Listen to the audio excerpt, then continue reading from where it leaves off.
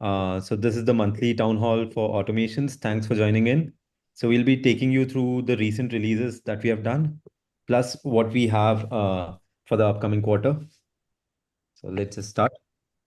Let's just go through the recent releases first. So I'll start with GPT Action. So there are two major upgrades to the GPT Action. The first one is models. Now we started with 3.5. We introduced GPT-4 Turbo a couple of months back. Now we have also introduced GPT-4o and 4o Mini. So you have a total of four models to choose from going forward in the GPT Action. Each and every model has their own benefits. So you can choose whatever you like based on your convenience and based on your requirements.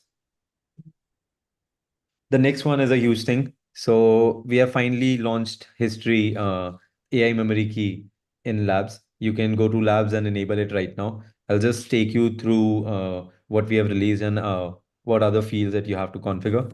So for those who don't know, AI memory key, basically this is the history for ChatGPT actions. Now you can decide what ChatGPT actions should retain the conversation that they have had and how they can talk to each other. So just for example, after you have enabled it in labs, you'll see a toggle called enable history. Just enable it. And then there's a step called history for. Now, what is this step? This gives you the power to select what history you want your GPT action to remember. In this, you have five options.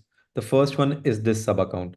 Wherever this sub account is selected, in whichever action this sub account is selected, the chat GPT will retain the prompts, the system instruction, and the output from that action and give you the output based on the previous conversations, right? Same with this workflow. So for example, there are five chat GPT actions in a workflow and you have selected this workflow step in everything. So all these five actions will know that what was the prompt, what was the output for the customer, and based on the details that they have, they will give you an output, right? So it's like maintaining the whole history and then giving more personalized responses, more personalized outputs. There are multiple options available here, like per execution. In this, whenever a contact enters, all the chat GPT actions will remember the conversation. As soon as the contact has exited, it will be zero, the memory key will be deleted. And for the next execution, it will start afresh.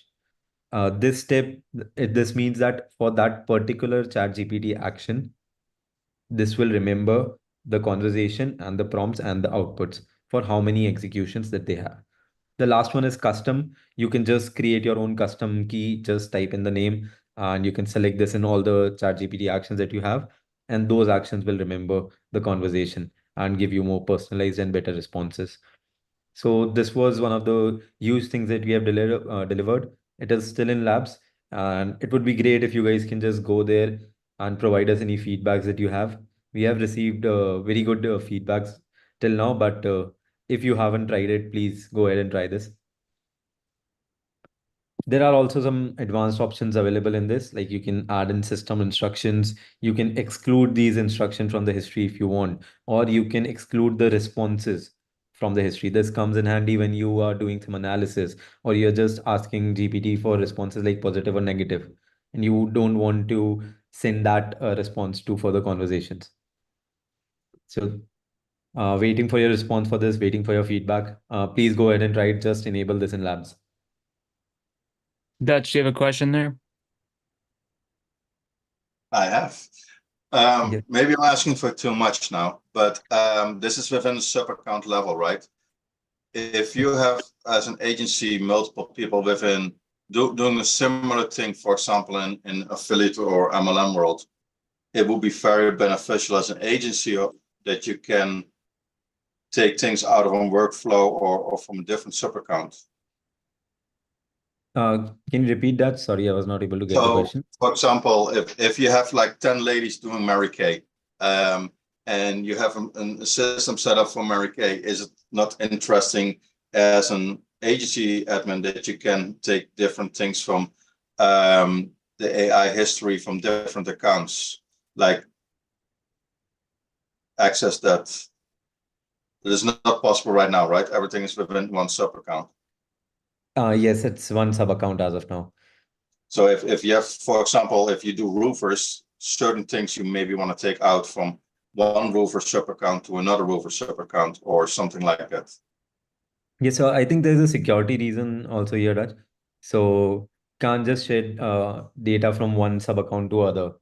Okay, So that that is makes the sense. reason that we just stick to a sub account, like stick to a sub account, not to an agency level. All right.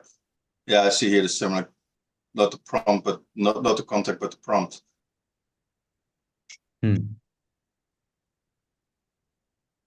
Yeah, I get what you say. Yeah. All right. Perfect. Should I move on? Yeah. Perfect. So next one is the error notification. This was another huge release that we did. So a new section in the settings, workflow settings is available, and that is email notifications. In this will be by default, this will be turned on. You'll have to go in and turn it on. All the agency owners email ID and the sub location account owners email ID will be available here. You can add in more details.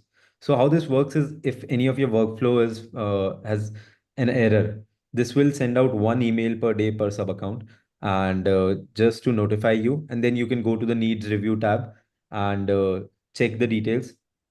It will be on the right side of the all workflows that you have. Yes. Currently, this is set up that all admins will get the email. Yes. Is there a way to turn that off? Because ideally, I don't want my clients getting all the error messages for the workflows if I'm responsible for them. So Hey, as Tony, of go for it. So Tony, Shrikant aside from the workflows team. So right now it is by default turned off, the error notifications. No one gets it as of now. But if you want it to come, you need to turn it on and then put the emails what need to go out for. So you I can specify who gets the emails. Yeah, you can specify who gets emails. Right now it's turned off. It's just a miss in the screenshot, but right now it's turned off by default. Okay, but when this was initially launched, all sub-account admins would get the email. Yes, Tony, that was for a day.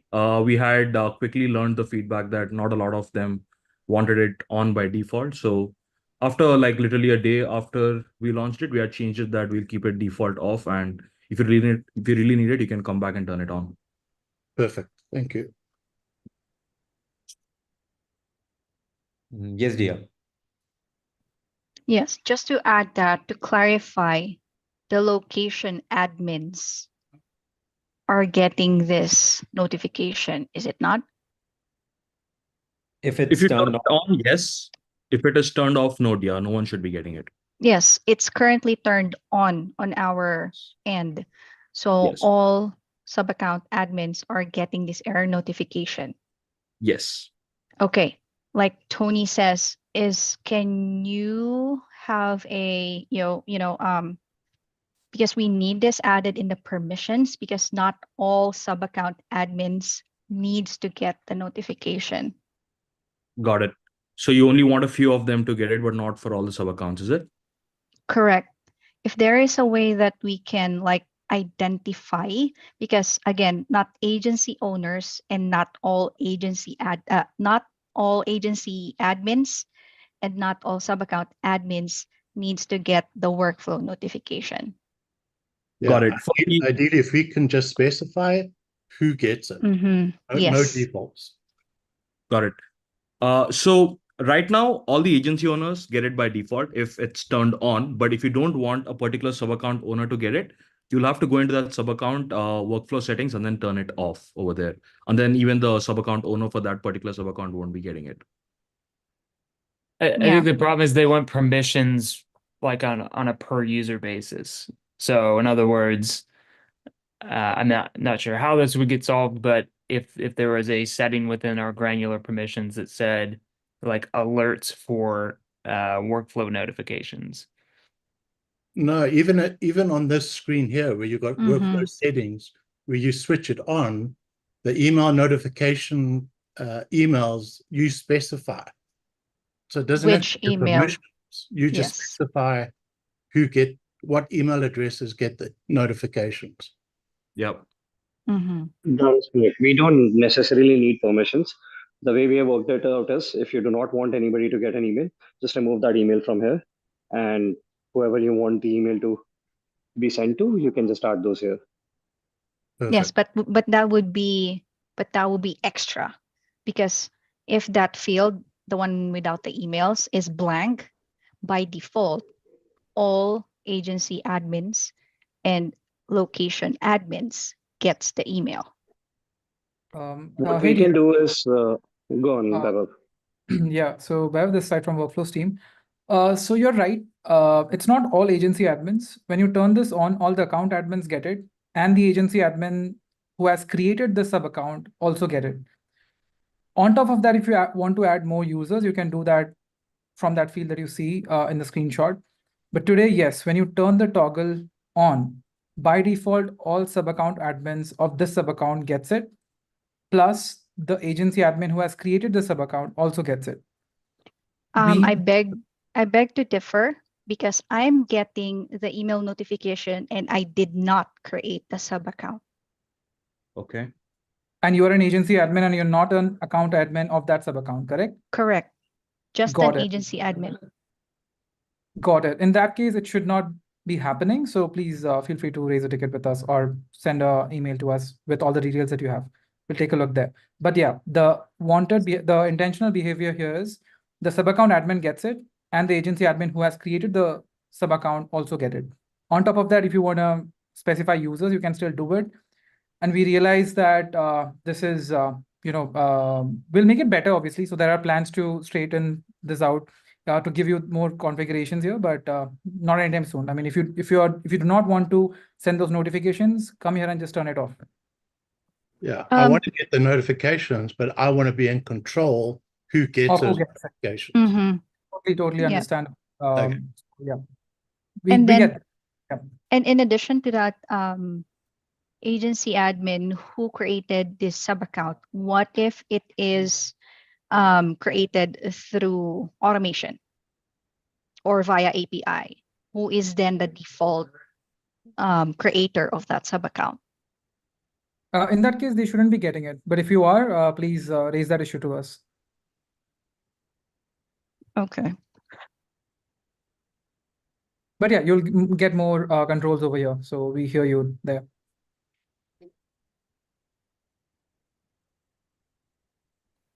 Thank you. Perfect. Yes, that's. Quick question on what Deo just was saying. So if we have an account that's created to our SaaS, does that mean that nobody from the agency admins is getting a notification because we didn't create it?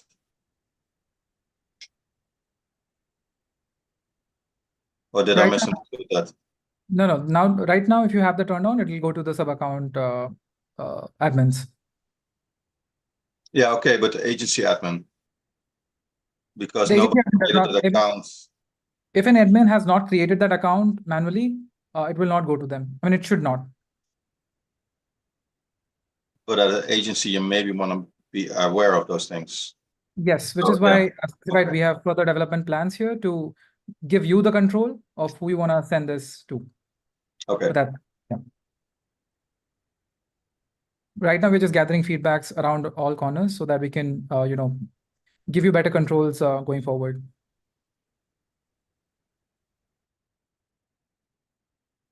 Cool.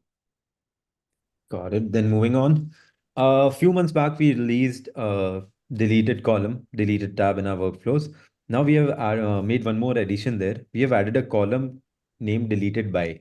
Now you'll be able to see the details of the user ID who has deleted that column against the workflow that has been deleted. So as you can see, the second column deleted by, this has been added, and you'll get all the details that who has deleted this specific workflow. Charles. Yes, Charles. Charles, you're on mute. I'm just going to go ahead and ask for Dia is that gonna show the person that they're logged in as, or the actual user that's doing it behind the logged in as? So it will show you the user that has deleted the workflow. That's not the question. So if I'm logged in as Ryan, is it gonna show me as deleting it or Ryan as deleting it since I'm logged in as him? So if you're logged in as a specific user, it will show the ID of that user that you have logged in through. No. That No. No. see, I knew So, Dia would No. want this. so So Prasan, that's not let how me it should work. That's not how it should work. right. So Prasan, what Charles is asking is, let's say if I log in as you and then delete a workflow, would it be me whose name would appear there, or would it be your name? I think that's the question here. Well, think about it from this point too. If I'm an employer and I have employees and I see somebody did something they weren't supposed to, they're getting fired. So I need to know exactly who it is. You see what I'm saying? Like, it's important that even if we're logged in as someone else, this needs to tell us who actually did it. I was actually informed by support that it's not their problem, it's not their fault. With my 1 month issue with them, showing that our chief officer is the one who switched our LC account from Mailgun to LC email. They said it's not their problem, it's not their fault. It is what it is. I was told by that. So, but that co-OO is on an airplane that day.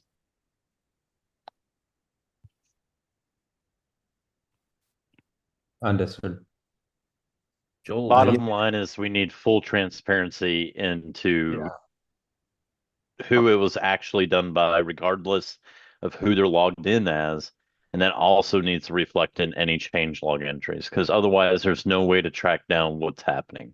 And it could be nothing bad. It could just be like we keep running into this. This is system wide.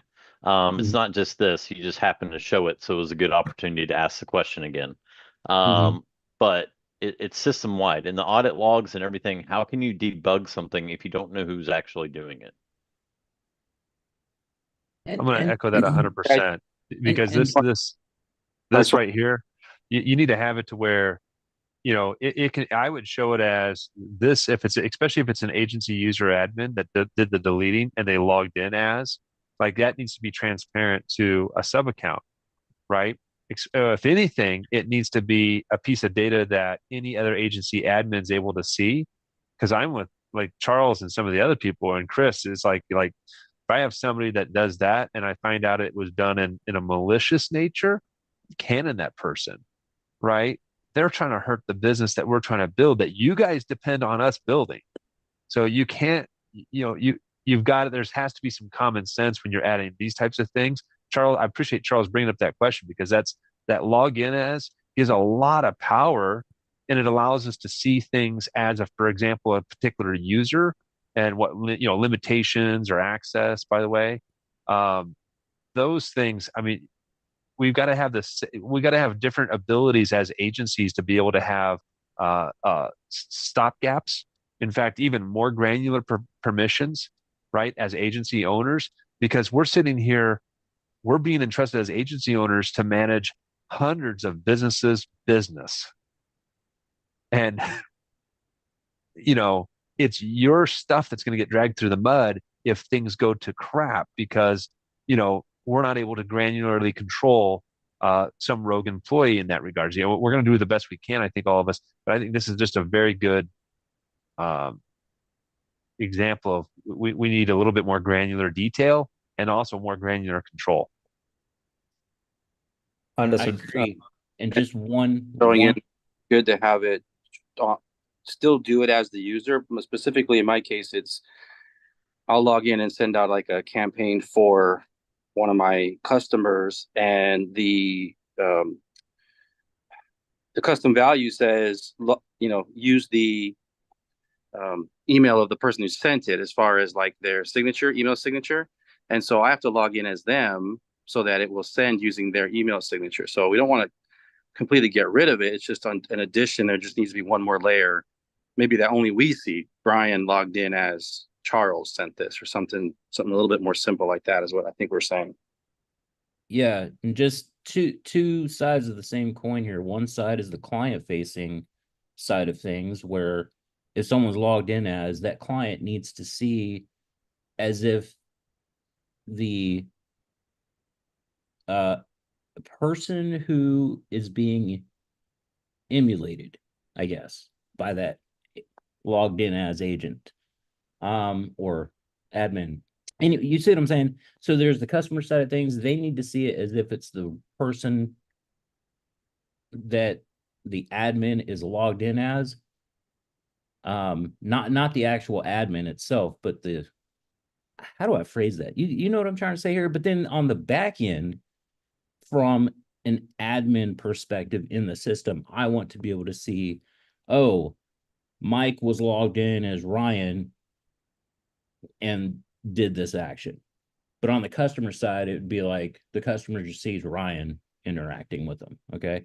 Like, I hope that's clear. No, understood. I've noted the feedback. We'll see what can be done, including this in the audit logs, if we can come up with something so to give you more transparency. We'll brainstorm through it and get back here. Sweet. Cool. Perfect. Moving forward. Now stop trim up to 100 characters. So if there was a wait step and after that you were using message body, before it used to trim it down to 100 characters. That is not the case now. You will get the whole message body and the entire body, and nothing will be trimmed out of it. Next is Shopify integration health. So when you have integrated Shopify, there are some instances in which webhooks are like disconnected, or recently Shopify has introduced read customer scopes also. So whenever you go to the integrations tab, you can click on check integration health under Shopify. You'll see all the scopes and all the webhooks if they are integrated or not. If not, you can disconnect and connect it again. So this gives you more visibility. If your Shopify is not working, you can just go to the integration health and check if everything is correct here. If not, you can just integrate it again. So this was all that we released. Now coming to the exciting stuff, what we have planned for the next quarter. The first one is wait action enhancements. So there are many changes in the wait step. The first one is a branch for the timeout. Now, whenever a contact is being timeout, it will go to the timeout branch and you can take actions based on that. Second one is like giving you a text representation of what that wait step will be doing. Just for example, as we have shown in the screenshot, wait step was for 14 minutes. Now you'll see a text explaining the condition to the users that it's delaying the customer for 14 minutes. So whatever conditions that you are putting in, whatever conditions that you are adding to the wait step, it will give you a text representation so that the user can identify it better. The third one is next executed on. Like in the stats, you'll see the timing for the next execution for each and every contact. Moving on to if-else action enhancements, there are multiple changes here also. The first one is a condition type dropdown. Now, what is a condition type dropdown? This is kind of a recipe for your if-else. We have pre-made these recipes. You can just select the condition. It will auto-populate the branches with you. You can just enter the values and you're good to go. Just for example, if you're clicking on availability, it will create branches for you for pre-added conditions like opening hours is on or after, closing hours is before. You just need to add the value and save it. The next change here is same as in wait step. We are showing the details in if else also, what that specific branch will do. In if else, you can add like multiple conditions. So we have this pop-up also in which if in a branch there are multiple conditions, you can just click on the other conditions here. It will take you through all the conditions and the segments. It will give the user a text representation of what that specific branch will do.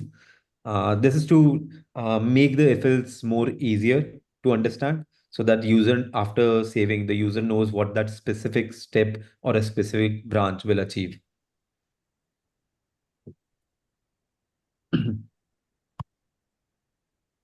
Moving on to marketplace enhancements.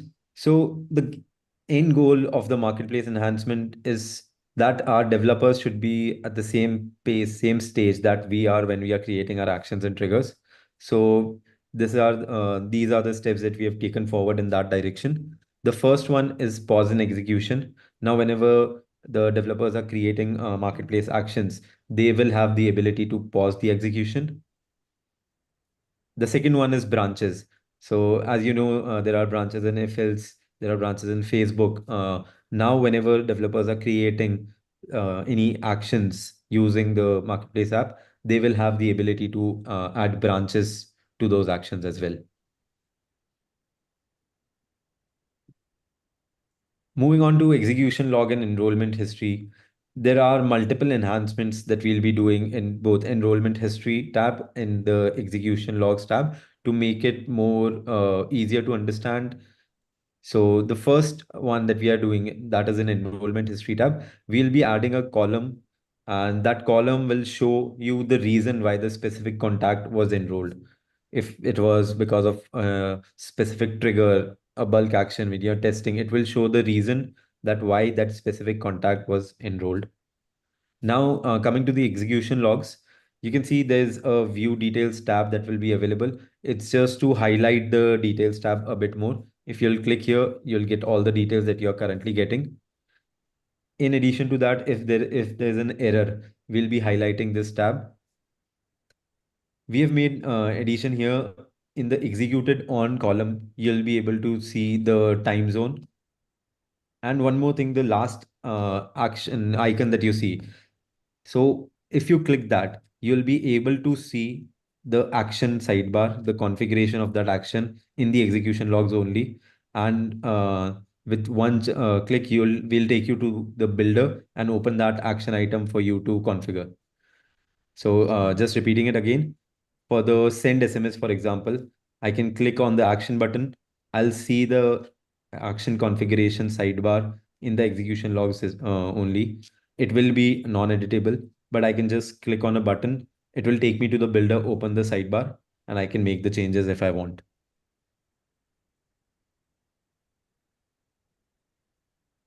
Okay, moving forward. Find opportunity. So this is a new action that we are coming up with.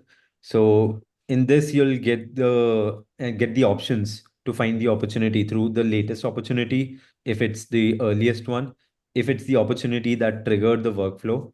In addition to that, you will also be able to select filters and customize this action. So this will help a lot in finding what opportunity you want to update.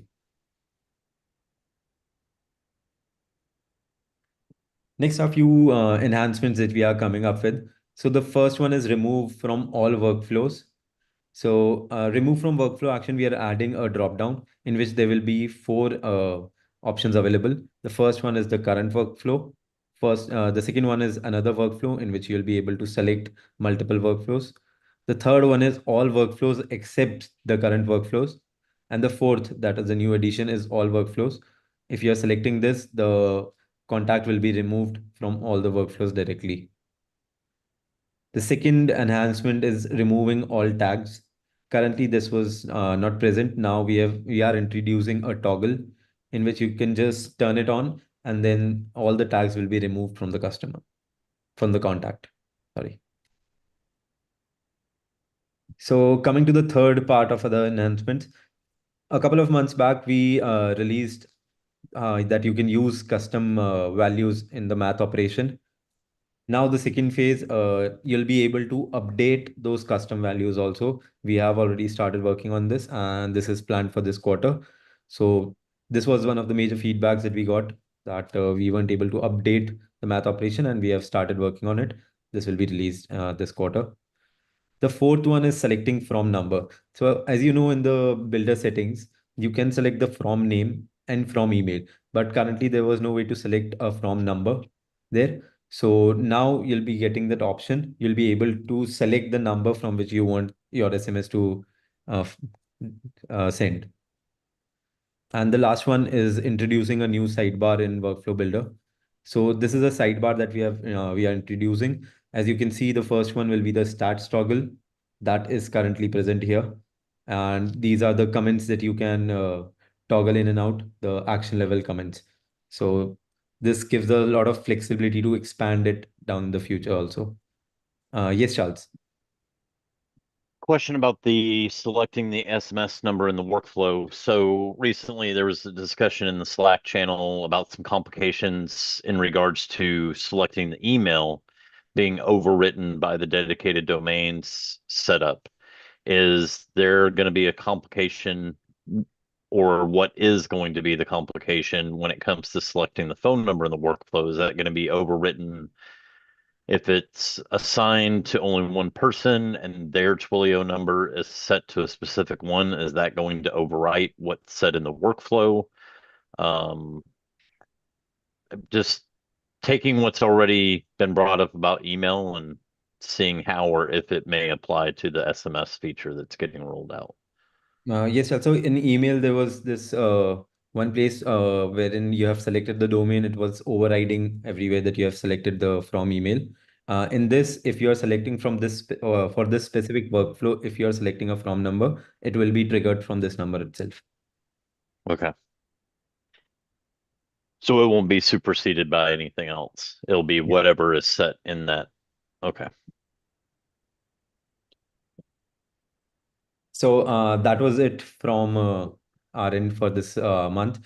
Just want to end with that our aim is to be the one-stop solution for you guys. And we understand that many of you are still using Zapier or Make or any other products. And sometimes that will lead to additional cost. So if there are any specific actions, any specific trigger processes or products that you are currently using, and we would love to explore those. If you can share those ideas with us in chat, or you can just scan this. This is my meeting link. We would love to hear those ideas and build those products within the GHL platform so we can be the one-stop solution for you. And now let's go ahead with the question and answers. Can you share your link again real quick? Sure. I just did on the chat. You can block on that too. Thanks. Yes, Tony. Are there any plans to expand on IVR actions? And the one that I would specifically look for is the ability to do something with a voicemail. So in an IVR workflow, when you direct the caller to leave a voicemail, to be able to do something with that voicemail. There's many different scenarios where you might need to send that voicemail to multiple people, or if it's to escalate something, you want to send it to senior management. I just think being able to leave a voicemail is great, but then taking action on that voicemail within the workflow would be top notch. Understood, Tony. Not in the roadmap, but we'd love to get more idea about it and brainstorm on what else we can do. If you can just book a call and we can explore this idea a little bit more, that would be great. Shall do. Perfect. Thanks. Yes, Charles. Any idea when we might see agency level triggers for specified accounts? Right now, I mean, I know one topic of discussion has been a lot of us have training courses, have communities, have affiliate programs. Problem is we can do it for the person that originally signs up for the account, but as they add team members, there's no easy way for us to get them into those communities, get them into the affiliate programs or training memberships. Right now, I mean, it's kind of crazy that I had to go create. Well, I didn't. Someone else, Mario, helped me with it. But create a marketplace app just for the simple scope of a created user, so I could send a webhook to Make. So then I could use another third-party tool to actually add that contact in. Like having to jump through all those hoops just to say, hey, if someone's added to my agency as a user, I want to do this. Just seems like this is long overdue. I know we've talked about it a lot, but is this going to happen? If so, when? I won't be able to share a date with you, Charles. But yes, we have also like spoken about it internally, had discussions around it. It pretty complicated to build, but yeah, we are brainstorming on it. We are checking the use cases that our users have, and if there is any workaround that we can build. Uh, but as of now, I can't commit any date, but definitely we'll brainstorm through it once again in Q4. And if needed, helping you to get through those use cases that you have. I mean, is this a situation where it's going to be dependent on once we roll out the dual brand and we're able to crown a sub account as an agency sub account? So that way those triggers and actions only show in those crowned accounts. Is that part of what we're needing to wait on? Charles, I can understand that. I think so. Charles, as of now, sorry, I won't be able to give you an answer regarding this. But we'll definitely look into it in Q4 and we'll see what can be done. But as of now, I'm sorry, I don't have an answer.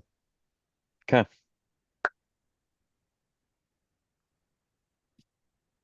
Yes, Joel. The other thing, kind of speaking on agency things, like it would be nice, kind of with Charles' comment, like if on the agency owner side of things, you simply were able to identify, number one, like what is the agency sub account, right? And then the minute they identify the agency sub account, that opens up access to these other automations that Charles is talking about. That would be a very logical way to do it. In addition to that, even on a regular, because we're trying to talk about permissions maybe a little bit, I'm going to dive back into something I brought up before that is really, really, I think that this is very mission critical that this is done ASAP on the permissions for sites and funnels. We need to be able to shut off access to WordPress. I have salespeople, business development reps, and since our WordPress site for our very own agency is within the sub account, and they're a sales rep within the sub account, I've shut off all their other access for sites, but they still have access to basically, if they wanted to, delete our WordPress site. That's an emergency, guys. This has got to be something that's turned on ASAP. Like I'm really concerned about this, and you're making me, I don't want to add more people, just even on a basic level to our sub account, our main core sub account, because they have the ability to be malicious, and I can't shut it off. And my clients are going to have the same problem because we're trying to encourage clients to bring WordPress sites over. Like I'm talking to one right now. He's going to have the same problem. He hires somebody to do prospecting. They'll have access to his WordPress site and they'll be able to delete it and hose him. Yeah. This is mission critical. I mean, some of these things, guys, I love that you're fine tuning some stuff, but there's a lot of stuff left on the docket here that is really, really like Charles should never have had to go to the marketplace, build a custom application to do something that's just logical that should be within the system. I'd rather, as an agency owner, pause all the other shiny crap and let's button up the holes on the stuff that helps us run the business better. We'll go get more accounts. We'll go get more usage. The money will flow. Then let's add the shiny. No, understood. So we are working to make this platform better, but agreed. I've noted down the points also. That WordPress permission has got to be added ASAP to the site permissions. You got to be able to shut people off. I got to be able to grant them access to just funnels, just websites, just WordPress. That's it. Joel, is that on the ideas board as well?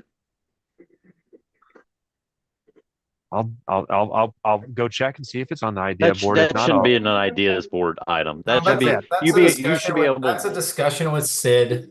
You're just asking the wrong. I think like anybody who asks a question in here, they're asking the wrong person on my team. Just say wrong person. So in that case, go talk to Sid, Joel. You're not wrong. Okay.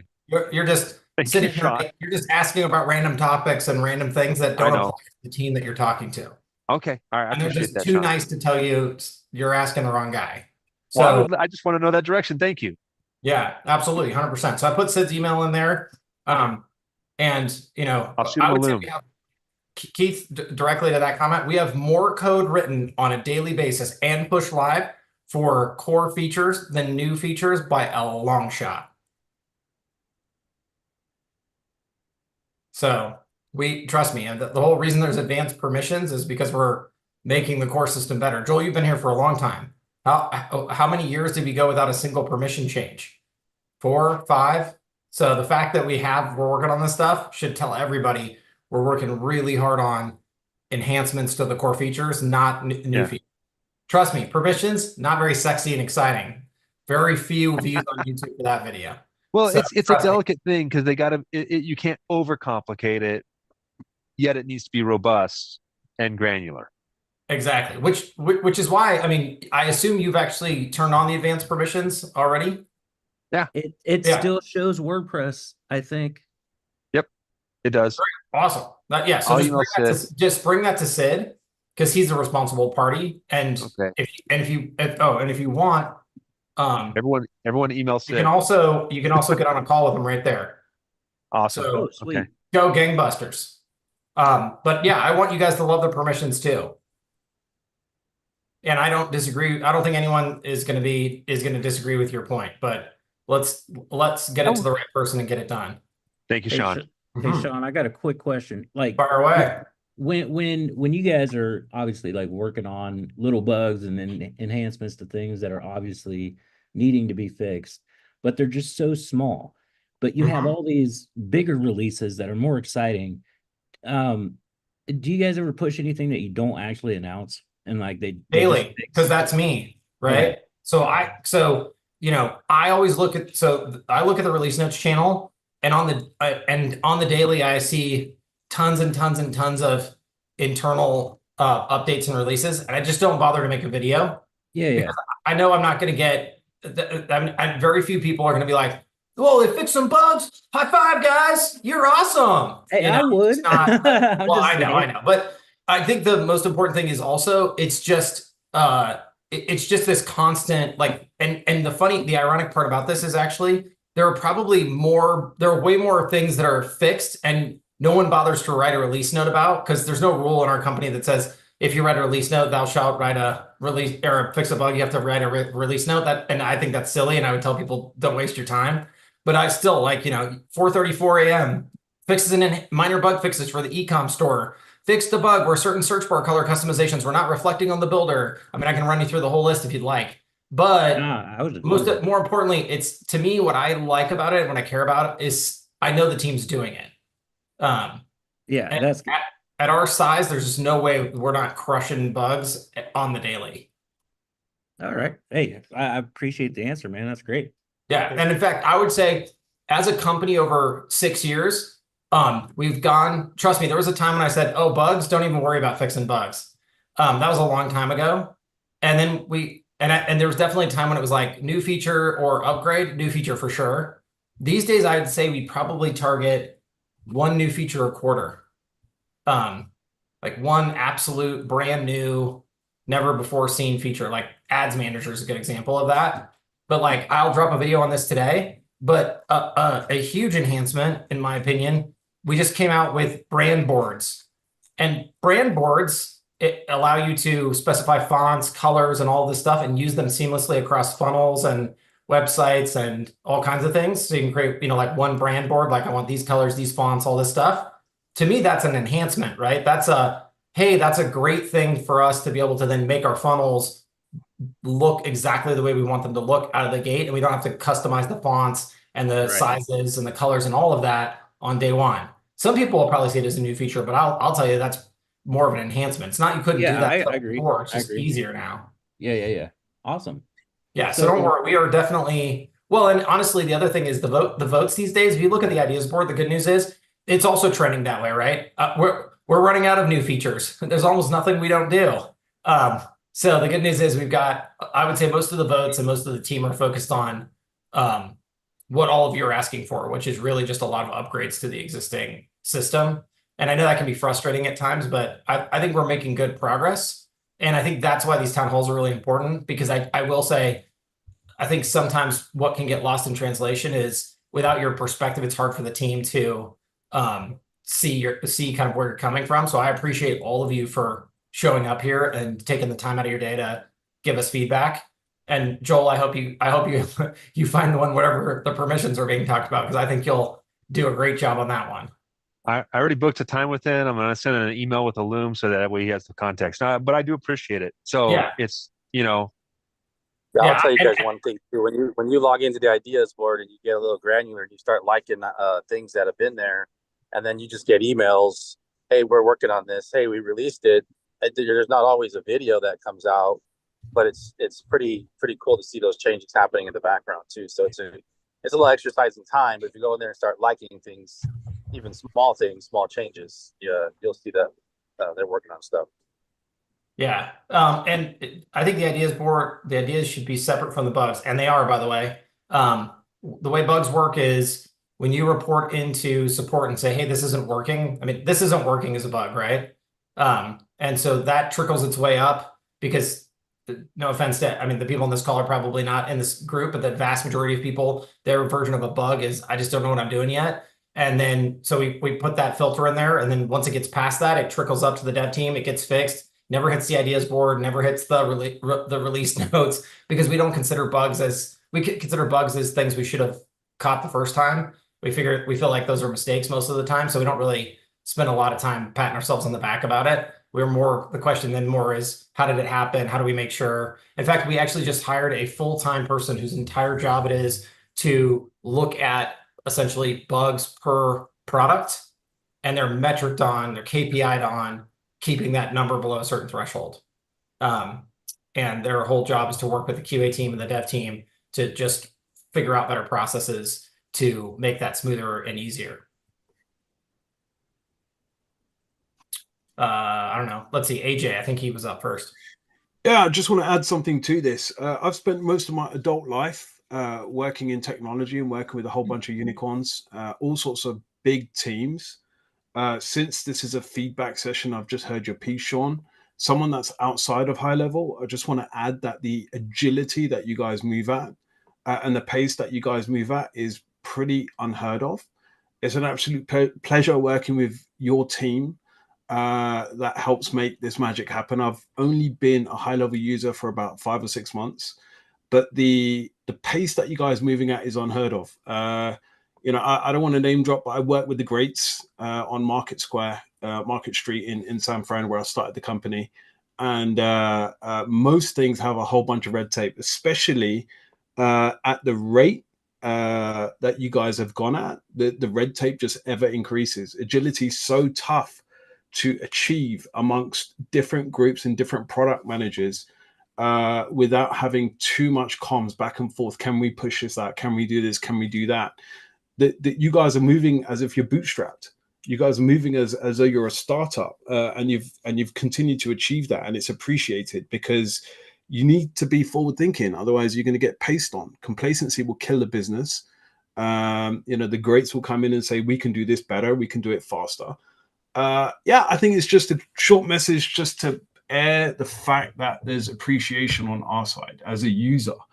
I'm glad to hear that, because that's certainly the way we think every day. I mean, we definitely wake up and think of ourselves in service of all of you. And when we put on these town halls, not for us, but to get feedback from you. And it's great. And my number one job is to fight complacency and corporate BS nonsense. And so That's why I can't be all places and at all times, but that's why we try to also push leadership out to the edge, because I know that if I can give everybody a leadership role, they'll do great things. So we try to cut through that red tape as much as we can. But it is true that, the way we got here, and I'm proud to say it, is ship first and ask questions later. And there are upsides to that and downsides to that. But I'd rather be where we are now than try to take years and years and years to get it perfect, because A, I don't believe that's true, and B, that just makes us like everybody else. So I'm glad to hear you appreciate the effort, but don't worry, we're very cognizant of putting out these days. We call it the skateboard model, but I'd say these days it's more like at least a scooter when version 1 comes out, more so than it used to be a skateboard. So that's the good news for you. Amazing, thank you. Yeah, no worries, Charles. What's up?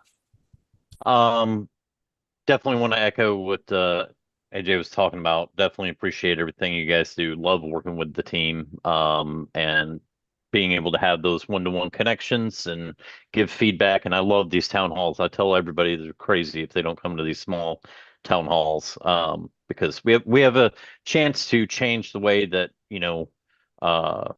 this is developed, and how can we grow our business if we don't know what's coming down the road. So, but talking about it would be nice. So you talked about one aspect, and I definitely get it. There's a lot of people that report bugs that aren't really bugs. They just have no clue what they're doing, or trying to do something that's just not built that way. But there's also a lot of us that know it's a bug, know it's going to get fixed at some point, and maybe we even know that it's been reported. We're just waiting on a fix, and we just implement a workaround. Those of us that have been on the platform, we're used to it. If we run into something, it's like, hey, we can figure out a quick workaround, CSS, JavaScript, whatever we need to do, get it knocked out, get our clients sorted. But being able to have access to say, oh, okay, we can stop doing that now. It's actually been fixed. We don't need this workaround anymore. If it was in like the developers channel or the high levelers channel, in Slack, that would just, it doesn't have to be something public. I get it's not sexy. It's Yeah, not, it's a good, I mean, I don't know the right answer here, but I don't think you're wrong in the sense that it would be nice to provide a lane where more experienced people can report bugs easier would be one thing I think a lot of people would want, and then also know about the resolution. We are thinking about adding named account managers to priority support, and I kind of think that's a better methodology, because then what you could do is go directly to them to report your bugs, and then also task them with reporting back on them to you about resolution. I'll bring that up with Ian today and get his thoughts on it. But I do like the idea of giving some fast lane to people who either are just wanting more attention or more throughput, or those of you who have been around for a longer period and are interested in doing that. So I do think it's a very real and good idea. appreciate it. Sorry, Ryan, keep trucking. Sweet. Anybody else got any questions here? Yeah, just a quick one. Which team is it that is responsible for how all of the different pages and high level / features are categorized and grouped together? Like, who does that? Oh, are you talking about like in the left menu or like in the ideas list or where? No. So like when I'm just a user in high level, I've got main menu on the left, but then I click into a category, or maybe it has a, and at the top menu too. So like, look, here's a perfect simple thing. Well, actually, okay. So there's like a before answer and there's like a new answer. So, okay. And the reason I say that is because before I'd say it was a bit ad hoc, but the nice thing is we just hired a brand new head of design. Somebody other than me. Does somebody know Uday's email address or contact info, and can they toss it in the chat here? I can't find it easily for some reason. I'll see if I can hunt this down here real quick. I think I saw you posted. And since I just can't spell, because I don't know how to spell Uday, like somebody like Pursoon or somebody might be able to. There you go.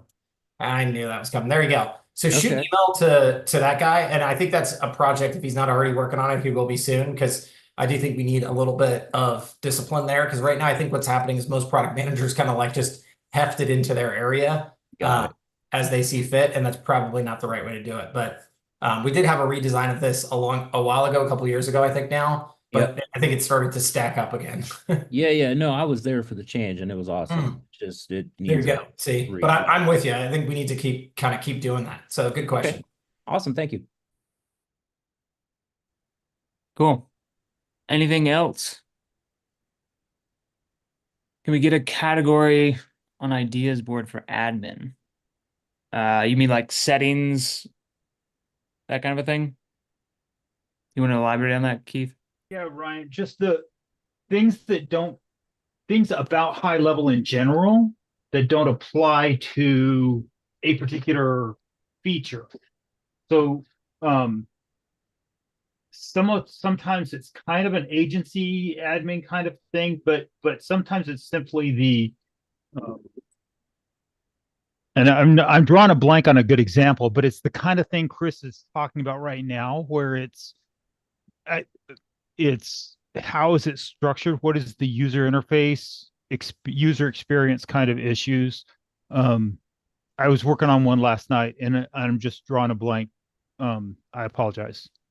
That's why I didn't. That's why I didn't raise my hand and like ask a to user talk. experience issue. Actually, that's you. Maybe you should become best friends with Uday because that's sort of his job. So take that email address and introduce yourself, and ask him for a booking link and get on a call with him.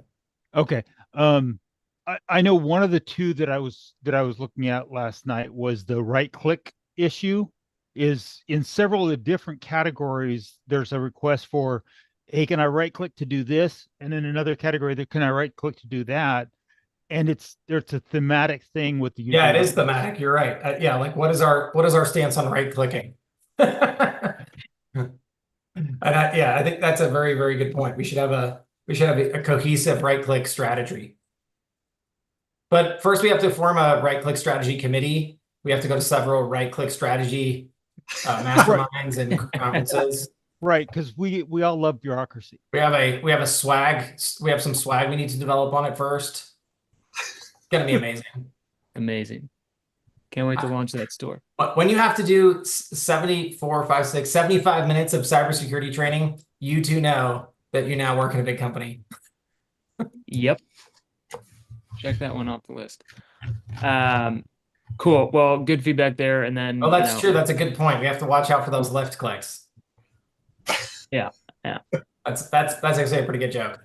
But yes, I think Uday is a good person for that, actually, though, Keith, because he's the kind of guy. His whole job is UI UX, and I think those thematic ideas are going to be something he has to kind of like that left menu strategy or the top menu strategy. He needs to roll through the entire app. We need to have a position on that, so definitely hook up with him. Sorry, Ryan. Yep, all good. Yeah, there's a lot of stuff that we brought up internally too. That we have a long list, so I think he's going to be quite busy. But happy to get some of your guys' feedback as well there. Maybe we can put together some sort of town hall around it as well. But at any rate, that's kind of where we're at there. Sweet. Cool. All right. Thanks, everybody. This was awesome. Yeah, it was. It's great. See you next time. Thanks for coming. See you guys. Take care.